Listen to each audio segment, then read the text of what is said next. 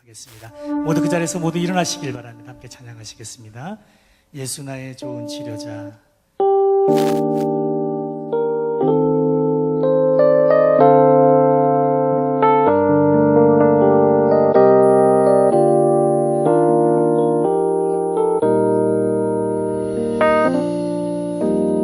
예수 나의 좋은 치료자, 그의 눈이 머문 곳은 나의 슬픔과 고통, 고개 들어 그의 눈을 볼 때에 난 알았네. 예수 나의 좋은 치료자, 예수 나의 좋은 치료자, 그의 손길이 난 것을 나의 상처와 아픔, 영원히 그를 원한다던 눈물 다 모자래. 예수 나의 치료자. 그 손을 들고 한번 노래.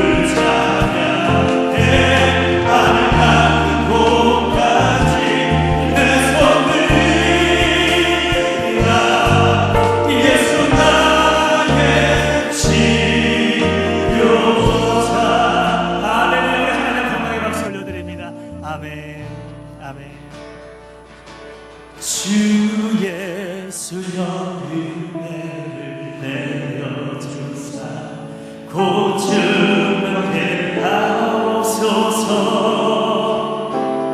이 주의 목마른 나의 마음에 주명을 부소서. 아멘. 주 예수여 충만하리 내 영혼에 부소서. 주 예수만 나의 힘 되소서.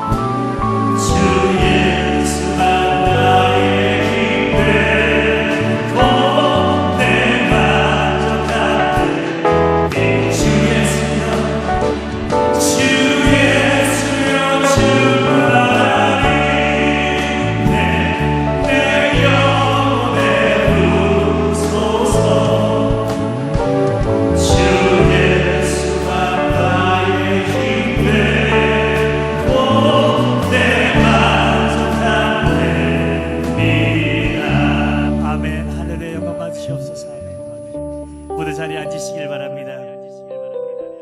우리 앞에 자리에 앉으셔서 우리 여호와는 너에게 복을 주시기를 원하며 너를 복 주시기를 원하는 우리 귀한 찬양의 고백을 함께 고백하겠습니다. 여호와는 너에게 복을 주시기를 원하며 나를 지키시기를 원하시며 여호와는 그 얼굴을 너를 향하여 드사 그대와 평강 주시기 원하며 우리 옆에 계신 분 한 분만 하고 싶으면서 여호와는 너에게 여호와는 너에게 복을 주시기를 원하며 너를 지키시기를 원하시기에 여호와는 그 얼굴을 너를 향하여 드사 그대와 평강 주시기를 우리 다시 한번 함께 고백하시는데 여호와는 나에게 여호와는 나에게 복을 주시기를 원하며 나를 지키시기를 원하시며 여호와는 그 얼굴을 나를 향하여 드사 그대와 평강 주시기 원하노라 너를 날 보내로 존귀하게 여기시는 하나님이 내 삶 속에서 이 약속의 안을 신실하게 이루시니 나의 깊은 것으로 나를 신령한 것으로 나를 복주시고 지키실 하나님이 나의 영혼 잘되도록 길을 베푸시며 평강으로 인도하 불드시는 다시 한번 나의 기름 뒷것으로 하늘의 신령한 것으로 나를 복주시고 지키실 하나님이 나의 영혼 잘되도록 길을 베푸시며 평강으로 인도하시니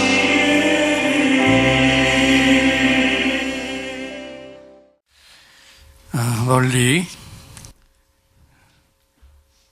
동탄, 동백, 의정부에서 달려와 예배드리는 우리 모든 분들을 다시 한번 축복합니다. 오늘 우리에게 주시는 하나님의 살아계신 생명의 말씀은 창세기 32장 24절로 28절까지 말씀입니다. 앞을 보고 함께 읽겠습니다. 야곱은 홀로 남았더니 어떤 사람이 날이 새도록 야곱과 씨름하다가 자기가 야곱을 이기지 못함을 보고 그가 야곱의 허벅지 관절을 치매 야곱의 허벅지 관절이 그 사람과 씨름할 때에 어긋났더라. 그가 이르되 날이 새려하니 나로 가게 하라. 야곱이 이르되 당신이 내게 축복하지 아니하면 가게 하지 아니하겠나이다. 그 사람이 그에게 이르되 내 이름이 무엇이냐? 그가 이르되 야곱이니이다. 그가 이르되 내 이름을 다시는 야곱이라 부를 것이 아니요 이스라엘이라 부를 것이니 이는 내가 하나님과 및 사람들과 겨루어 이겼음이니라. 아멘. 우리 다시 한번 옆 사람을 바라보시고 이렇게 인사하겠습니다. 한 영혼 구원 위에 어떤 대가도 치르세요. 사람 붙잡고 살지 마세요. 야곱을 잘 아시죠? 교활한 인간으로 그리고 교활한 방법으로 축복을 쟁취한 자, 하나님을 만나기 전까지는 철저하게 사람을 붙들고 산 자였습니다. 출생부터가 심상치 않아서 뒤질세라 형의 발뒤꿈치를 그대로 붙들고 출생을 했습니다. 경쟁적으로 태어났습니다. 내성적이고 여성적인데도 그 핸디캡을 극복하기 위해 인간적인 모든 방법을 다 동원했습니다. 붉은죽 한 그릇에 장자권 뺏어놓고 어머니와 합작해서 형이 받아야 할 아버지의 축복권, 그것을 가로채버렸어요. 인간적인 모든 방법을 다 써서 내 것만 쟁취하면 되는 철저하게 인간적이면서 인간을 의지하고 산 자가 야곱이었단 말입니다. 그런데요, 이런 인생 속에도 하나님이 개입하시니까 기막힌 반전이 일어난 줄 믿습니다. 뼈가 저리도록 하나님의 도우심을 경험하는 계기를 주셨는데 그것이 바로 외삼촌 라반의 집에서 당한 고난이었어요. 라반은 야곱의 외삼촌이었지만 조카 야곱을 철저하게 이용했습니다. 딸을 사랑한 야곱에게 부인으로 주는 대신에 딸 하나에 7년씩 14년을 머슴으로 살게 했고, 그래서 야곱이 그렇게 사랑한 라헬보다 맏딸 레아를 먼저 주었습니다. 왜요? 부인 둘을 주면 14년을 종으로 부릴 수 있는데 만약 사랑한 라헬을 먼저 줘버리면 그 언니 레아는 거들떠보지도 않을 테니까 그렇게 되면 7년밖에는 더 부려먹을 수가 없어서 14년을 부려먹기 위해 두 딸 중에 원치 않는 맏딸을 먼저 주었던 겁니다. 인간의 교활한 생각을 붙잡고 살아온 야곱이 자신보다 더 간교한 삼촌을 만나서 커다란 낭패를 당한 거예요. 하나님을 의지하지 않고 인간을 의지하고 산 자가 당하는 아픔과 시련이었어요. 그런데 꼼짝없이 14년을 그렇게 종으로 섬겼는데 14년을 이렇게 종으로 섬기고도 그에게 돌아온 것은 뭐였습니까?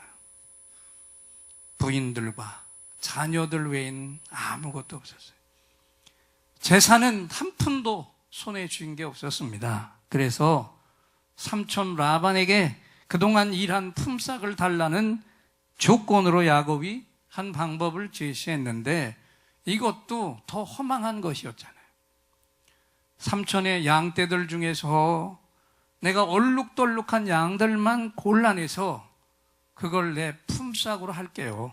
그 후에 양이 새끼를 낳을 때마다 얼룩덜룩한 이 새끼가 나오면 그것들만 내 것으로 취하겠습니다. 어쩌다 가뭄에 콩나듯이 양이 돌연변이를 낳으면 그것만 내 걸로 하겠다는 건데 외삼촌 라반이 거절할 리가 없죠.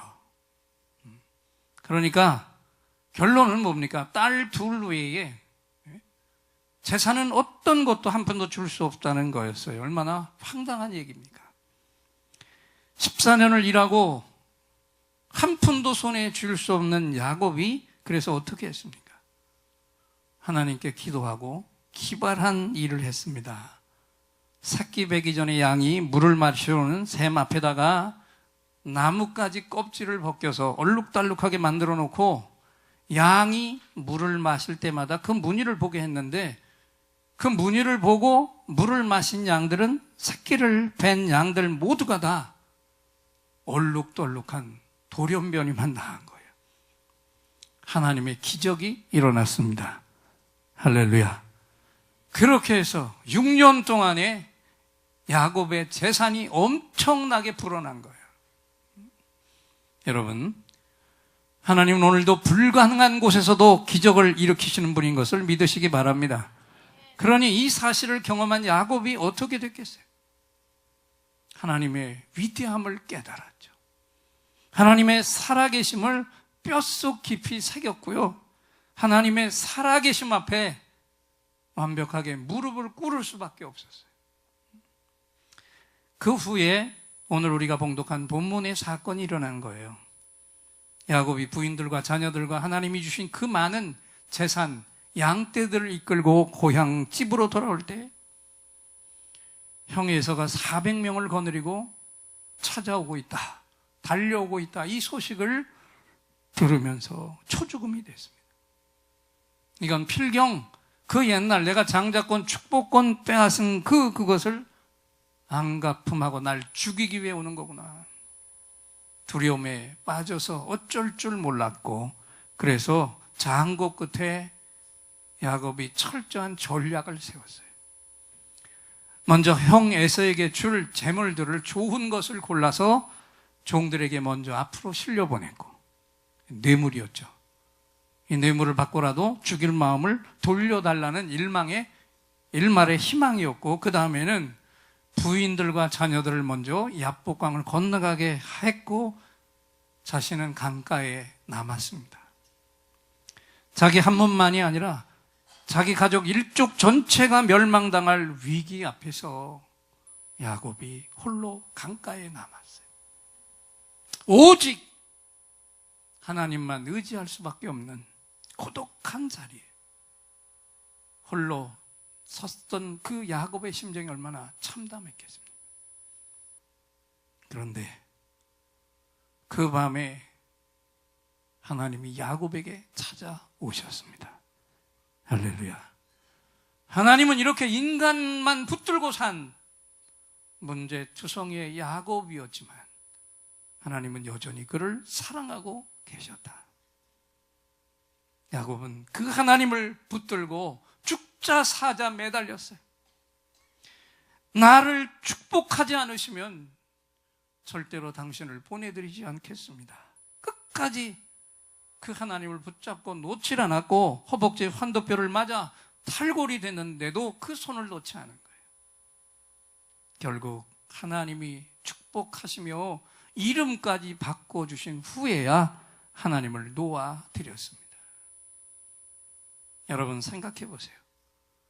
이 모습이 너무 상징적이지 않습니까? 인간을 철저하게 붙들고 살아왔던 야곱이 지금 하나님을 붙들고 늘어지면서 몸부림친 이 사건, 이것이야말로 진정 야곱이 영적으로 성숙한 자가 되는 거듭남의 모습이었다는 거예요. 여러분, 그렇습니다. 저와 여러분이 성숙한 하나님의 자녀가 됐다면 오늘 이 시간에도 분명히 다르게 나타나야 할 게 있습니다. 오직 하나님만 붙잡고 살아야 합니다. 아멘이십니까? 사람이 아닙니다. 환경이 아니에요. 힘이 있는 자가 아닙니다. 권력이 아닙니다. 재물이 아니에요. 오직 한 분, 하나님만 붙잡고 나아가는 자, 그가 성숙한 하나님의 자녀예요. 야곱이 이제사 그 자리에 서게 된 거예요. 사람의 발뒤꿈치를 붙잡았던 자 야곱이 이스라엘, 하나님을 붙잡고 승리한 자로 이름까지 바뀐 거예요. 하나님의 절대적인 은혜였습니다. 할렐루야. 여러분, 이스라엘이라는 이름 자체가 하나님과 겨루어서 이긴 자라고 하는 뜻이지만 오늘 본문에 우리가 더 치중해서 말한다면 그 이름은 하나님만 붙잡고 놓지 않은 자라고 해야 더 옳겠죠. 그래서 여러분, 중요한 질문을 해봅니다.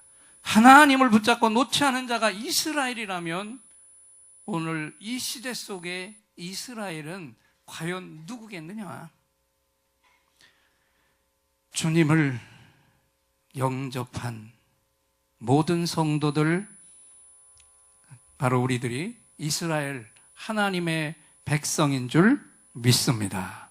그래서 오늘 이런 결론이 나오는 겁니다. 오늘 이 땅의 모든 성도들은 모두가 다 하나님을 붙잡고 놓지 않는 자로 살아가야만 합니다. 아멘이십니까? 오늘 이 시간에도 내가 하나님을 붙잡고 놓지 말아야 해요. 어떤 순간에도 하나님을 붙잡은 그 손을 놓지 말아야 해요. 이것이 이 땅에서 축복의 길이며 성공이며 승리의 길인 줄 믿으시기 바랍니다. 요즘 이 땅에서 일어나고 있는 수많은 사건들을 보세요. 물질 귀신에 사로잡힌 자들이 자기 배우자를 죽이고 부모를 죽이고 자식을 죽이는 이 존속살인이 얼마나 많이 일어나고 있는 거야. 재물이란 목적 하나에 묶이니까 이런 일이 일어났어요. 또 게임 중독에 빠진 부모가 자식들을 굶기고 회방한다고 자식들을 때리고 죽이는 일까지 일어났어요. 욕망에, 재물에 묶이면 이런 결과가 나올 수밖에 없는 거예요. 재물을 붙들고 욕망에 붙들려 사는 자는 동시에 파멸의 영에 붙잡혀 산다는 이것을 알아야 됩니다. 어떻게 인간이 이럴 수가 있습니까? 성령 하나님과 동행하는 사람은 꿈도 꿀 수 없는 일이죠. 잔 머레이라고 하는 분이 이런 말을 했습니다. 현대인들은 하나님을 세 가지 영역에서 쫓아내고 말았다. 그 첫 번째는 학술의 영역에서 하나님을 쫓아냈다 그랬습니다. 요즘 사람들 다 보세요. 학문은 학문이고 신앙은 별개라고 생각하지 않습니까? 질환을 비롯해서 학문의 세계에서는 이미 일찌감치 하나님을 몰아내는 데 성공을 했습니다. 그래서 도올 같은 사람이 활개치며 이 땅에서도 강의를 했잖아요. 그걸 많은 사람이 탐복하며 들었습니다. 그리고 현대인들이 하나님을 쫓아낸 두 번째 영역은 경제 활동의 영역이었다라고 얘기했습니다. 여러분 한번 생각해 보십시다. 경제 세계에서 제일 절대적인 게 뭡니까? 뭐예요? 뭐니 해도 뭐니죠? 돈입니다. 주님은 분명히 하나님과 재물을 겸하여 섬길 수 없다 하셨는데 현대 사회에서는 돈이 절대적인 권력이 되어버렸어요. 사람들이, 신앙인들도 낙심하고 자살까지 가는 것도 돈 때문이고, 사람들이 타락하는 이유도 돈 때문이에요. 또 돈으로 사람을 평가합니다.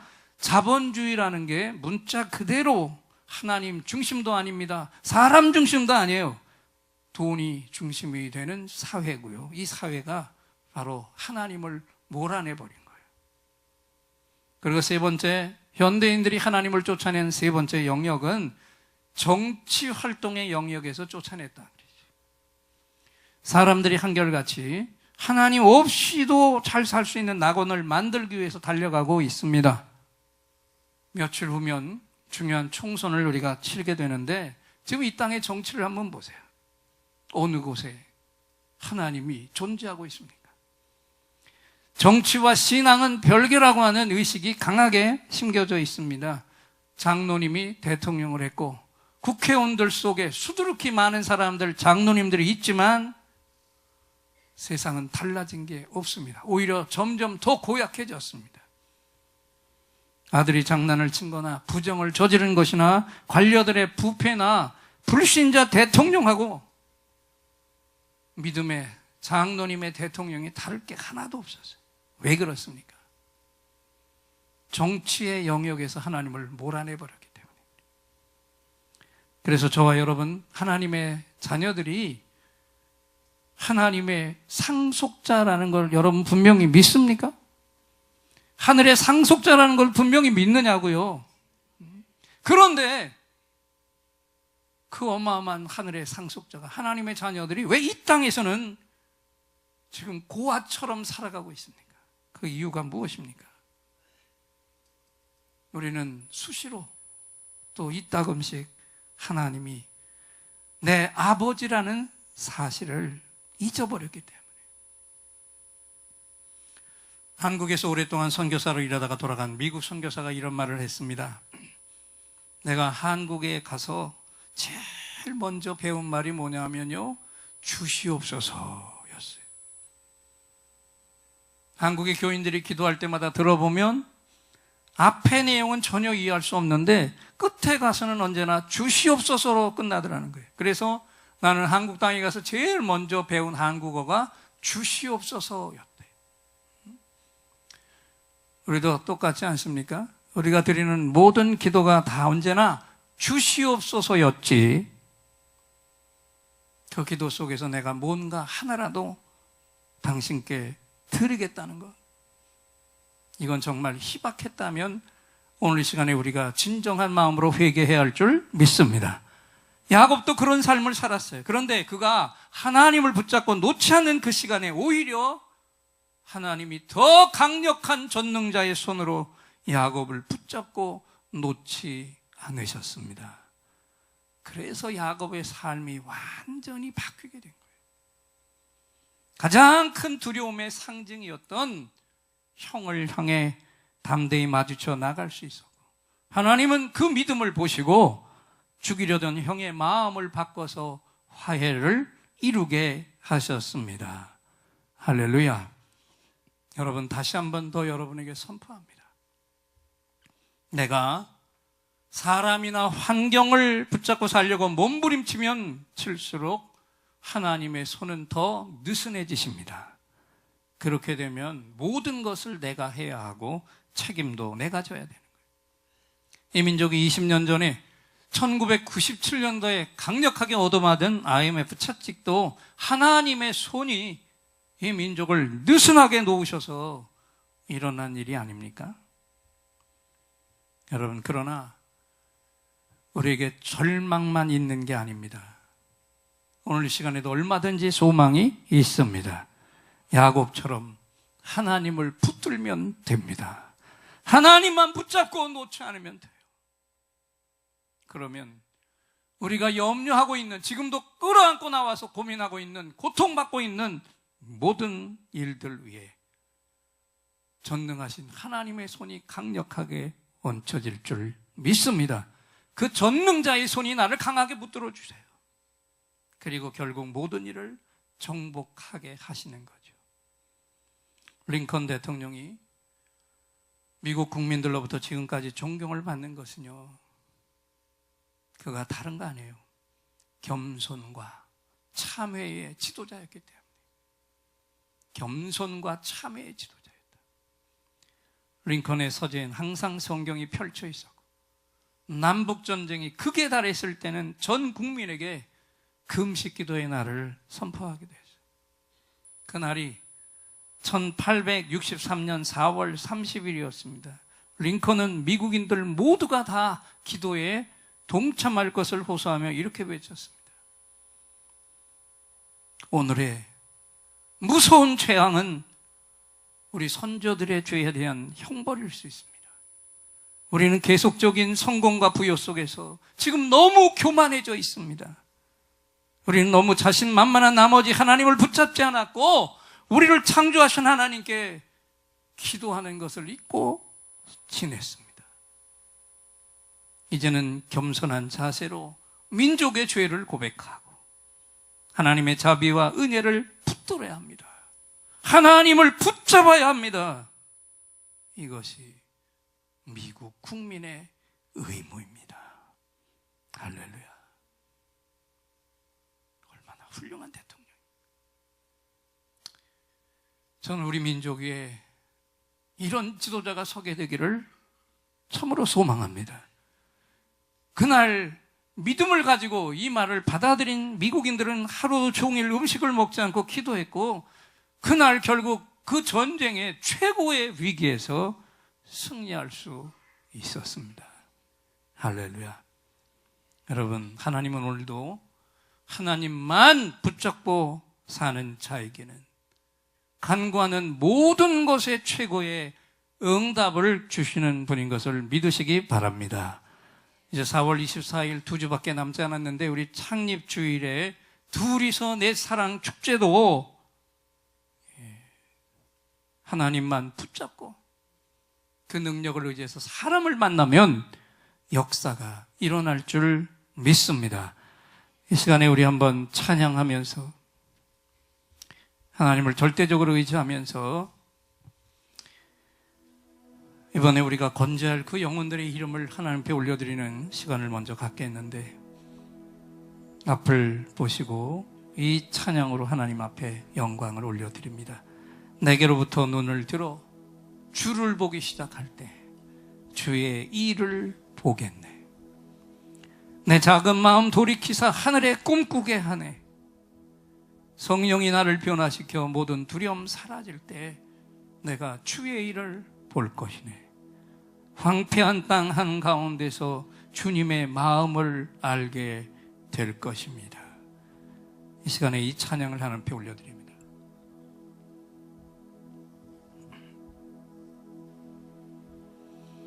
내게로부터 눈을 들어 주를 보기 시작할 때 주의 일을 보겠는데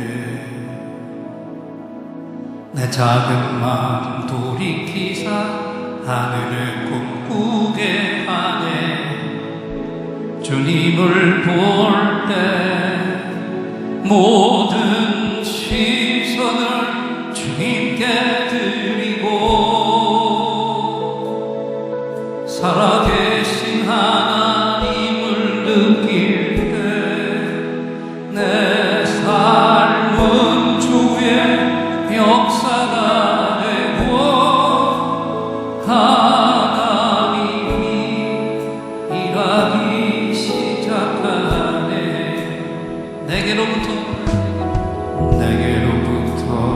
눈을 들어 주를 보기 시작할 때 주의 일을 보겠네.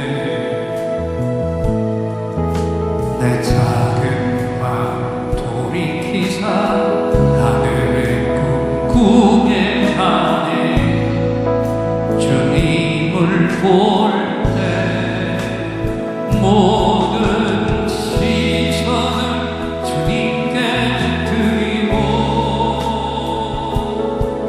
살아계신 하나님을 느낄 때 내 삶은 주의 역사가 되고 하나님이 일하기 시작하네. 오른손을 높이 드시고 성령이 나를 변화시켜 모든 두려움 사라질 때 주의 일을 보겠네. 황폐한 땅 한가운데서 주님만 알게 되리. 주님을 볼 때 모든 시선을 주님께 드리고 전능하신 하나님을 느낄 때 세상은 주의 나라가 되고 하나님이 일하기 시작한 두 손을 높이 드시고 모든 시선을 주님께 드리고 전능하신 하나님을 느낄 때 세상은 주의 나라가 되고 하나님이 일하기 시작한 모든 시선을 주님께 드리고 살아계신 하나님을 느낄 때 내 삶은 주의 역사가 되고 하나님이 일하기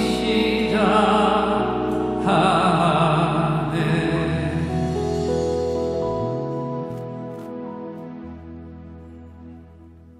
조용히 눈을 감아주세요. 오늘 아침 제가 이른 아침에 우리 3040 밴드에 올려놓은 글입니다. 유정옥 사모님이 쓴 울고 있는 사람과 함께 울 수 있어서 행복하다, 이런 책이 있는데 이 책에 신앙으로 잘 자란 아들이 대학을 졸업하고 군대 갔을 때 있었던 일화가 나옵니다. 군대에서 아주 악질 고참을 만났어요. 이 아들은 어릴 때부터 천식을 앓고 있었는데 고참이 이 사실을 알고 일부러 그 천식을 앓고 있는 아들을 괴롭혔습니다.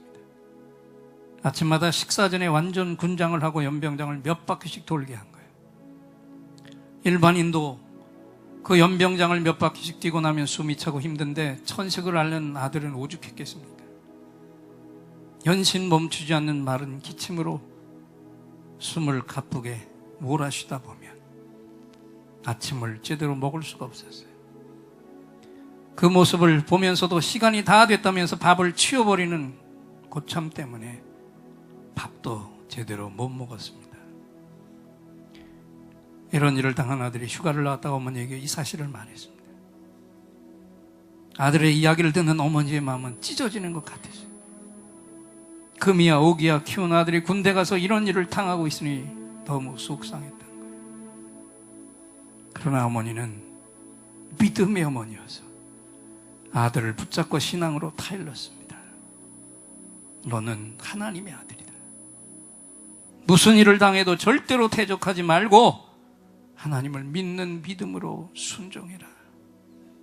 내가 너를 위해 해줄 수 있는 다른 것은 없지만 한 가지 너에게 약속하마. 이제부터 내가 아침에 연병장을 도는 시간이 되면 나도 반드시 일어나서 너를 위해 무릎 꿇고 하나님께 기도하겠다. 아들은 군대로 돌아갔고 어머니는 아들이 연병장을 도는 시간이 되면 매일 하나님께 눈물로 통곡하며 기도했습니다. 2달 후에 아들에게서 편지가 왔습니다. 편지의 첫 마디가 할렐루야였습니다. 아들이 2달 동안도 하루도 안 빠지고 그렇게 뛰었더니 천식이 사라졌던 거예요. 이른 아침마다 연병장을 매일 돌면서 면역이 생긴 거예요. 어릴 때부터 늘 알았던 천식을 하나님께서 고쳐주신 거예요. 그래서 아들이 연병장을 돌면서 엉엉 울었다는 거예요. 하나님의 은혜에 너무 감사해서. 그래서 내친 김에 고참을 찾아가서 고맙다고 인사를 했다고 합니다. 지금까지 앓던 천식을 당신 때문에 고침받았다고 너무너무 감사하다. 이 고참이 얼마나 미안하고 무안했겠습니까? 다시는 아들을 괴롭히지 않았다고 합니다. 긴 얘기를 했지만 다른 거 아니에요. 이 어머니처럼 오늘 우리 가운데는 상황은 다르지만 다 내 힘으로 되지 않는 절박한 문제들을 우리가 가지고 나왔는데 결론은 무엇입니까? 내 힘으로 되지 않는 것, 사람들의 도움으로 되지 않는 것, 환경이 도울 수 없는 것, 하나님만 붙잡고 기도하면, 야곱처럼 그 손을 놓지 않으면 반드시 우리는 승리를 거둘 것입니다. 이 시간에 제일 중요한 것은 무엇입니까? 2주밖에 남지 않은 사랑 축제에 내가 한 영혼이라도 이끌고 와야 되는데 나에게 힘이 필요하지 않습니까? 이 시간 여러분 주보 안에 있는 사랑 축제 유인물을 꺼내두시고 조용히 침묵하는 과정 속에 2 사람의 예비신자 이름을 내가 이번에 제일 먼저 데리고 올 수 있는 가능성이 있는 분들과 가능성이 희박해도 내 근처에서 내가 제일 먼저 건져야 될 영혼의 이름을 위에도 2명을 적으시고 똑같은 이름을 아래 2명을 적으셔서 내 이름을 쓰시고 아래는 자르게 되어 있습니다. 절취선을 잘라서 설교가 마치고 봉헌하는 시간에 봉헌함에 같이 넣어주시면 됩니다. 눈을 뜨시고 기도하면서 2 사람의 이름을 아래 위에 똑같이 적어주세요.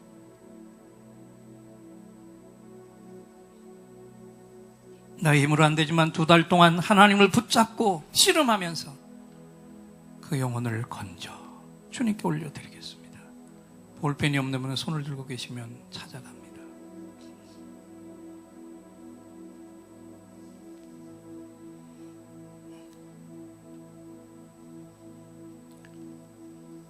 (1분) 동안 시간을 드립니다.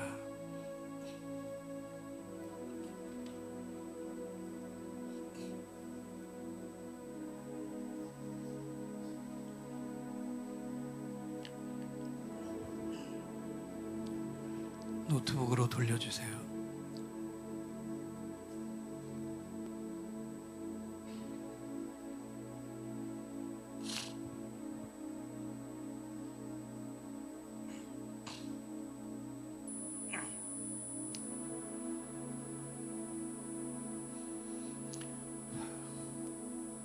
그 인생은 축복된 인생입니다.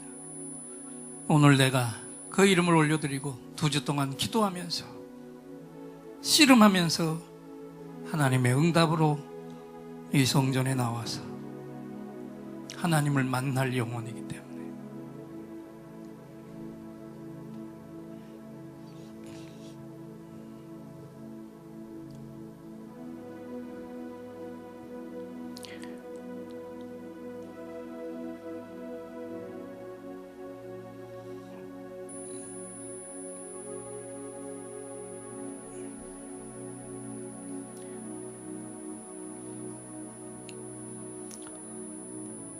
이제는 앞을 보시기 바랍니다. 사랑하는 예인의 교회 여러분, 하나님은 우리 모두가 다 야곱처럼 하나님을 붙잡고 놓지 않기를 원하십니다. 우리는 누군가가 나를 집요하게 붙들면 귀찮게 여기지만 하나님은 반대로 하나님만 붙잡고 놓지 않는 자를 누구보다 사랑하시고 아껴주시며 존귀하게 여겨주십니다. 지금까지 내 인생이 사람을 붙잡고 살아온 생애였다면 지금 이 시간부터 오직 하나님을 붙잡고 사는 삶으로 바뀌시기를 축원합니다. 사람들에게 인정받는 삶을 살지 마시고 하나님의 마음을 기쁘시게 하는 삶을 사십시오. 계속해서 하나님을 붙잡고 놓지 않는 도전을 계속하시기 바랍니다. 그래서 야곱처럼 위기를 기회로 바꾸고 낭패를 승리로 바꾸는 이 시대의 신령한 모델이 되시라고 하나님이 오늘 우리를 향해 말씀을 선포하셨습니다. 이 시간 우리 모두 다 이 축복의 말씀을 주신 하나님께 예인들의 감사합니다 할렐루야 박수로 화답하겠습니다. 감사합니다 할렐루야. 이제 또다시 특별한 선물을 드릴 시간이죠. 이 예배에 긴급히 응답받을 기도의 제목을 가지고 나온 분들과 깊은 상처의 치료가 필요한 분들은 두 손을 가슴에 얹으시고, 구체적인 질병이 있는 분들은 그 질병이 있는 부분에 손을 얹으십시오. 제가 여러분의 응답과 치유를 위해 하나님을 향해 제사장의 찬양을 간절히 올려드리고 하나님이 주시는 확신을 찬양으로 선포할 때 최고의 치유, 최고의 응답이 선물로 부어질 것입니다. 믿음의 손을 얹으시기 바랍니다.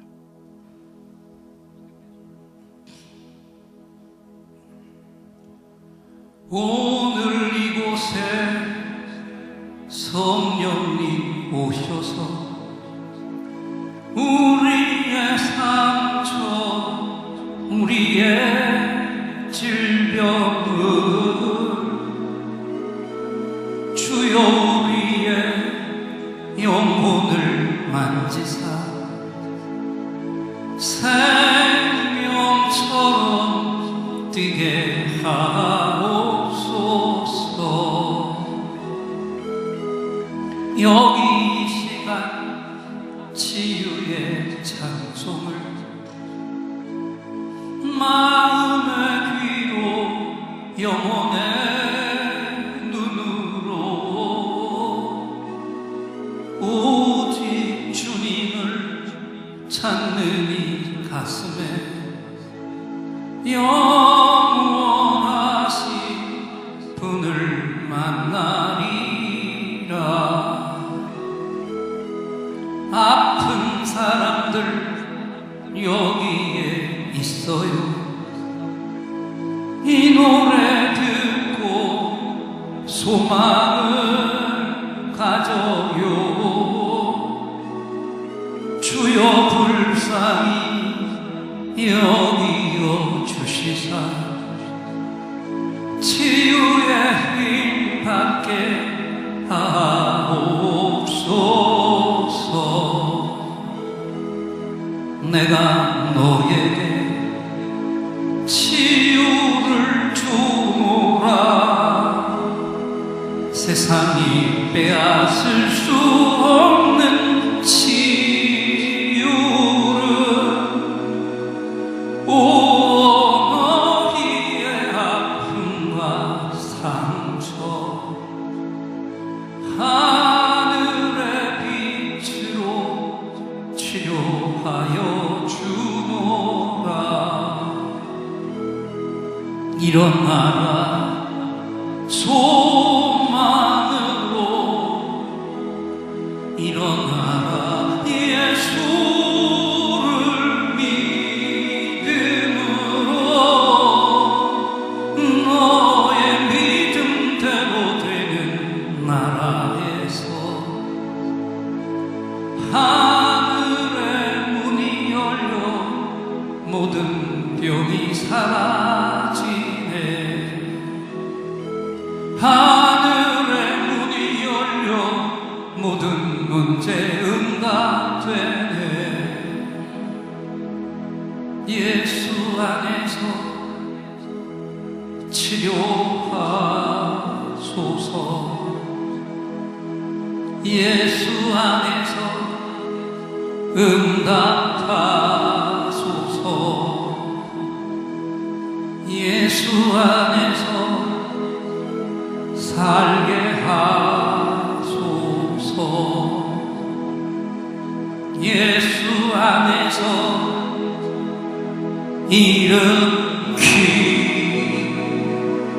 일으키소서. 예수